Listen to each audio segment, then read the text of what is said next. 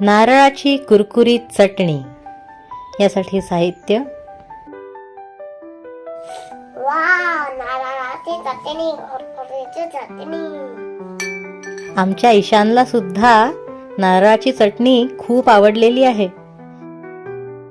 नारळाची चटणी करण्यासाठी नारळाचा किस करून घेतलेला आहे आणि या नारळाच्या किसाला खरपूस मंद आचेवर भाजून घेतलेला आहे.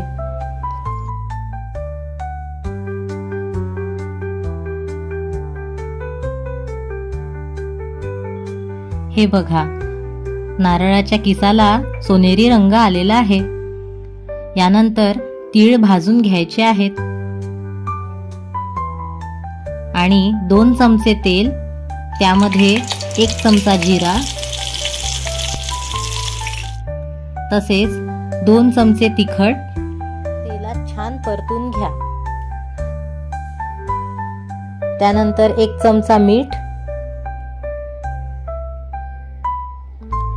भाजलेले तीळ त्यात घालायचे आहेत आणि छान एकत्र करायचे आहेत. भाजलेला नारळाचा किस सुद्धा त्याच्यात घालायचा आहे. भांडं गरमच आहे, तुम्ही बघू शकता.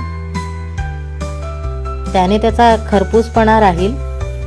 छान एकत्रितपणे त्याला मिक्स करायचं आहे आणि त्यामध्ये अर्धा चमचा हिंग घातलेला आहे. ही आपली खरपूस अशी नारळाच्या किसाची चटणी तयार आहे. ही चटणी आपण पराठा, पोळी, थालीपीठ, त्याचप्रमाणे खिचडीसोबत खाऊ शकतो. ही रेसिपी तुम्हाला कशी वाटली ती कमेंट्समध्ये नक्की कळवा. भेटूया पुन्हा अशाच एका रेसिपीसोबत.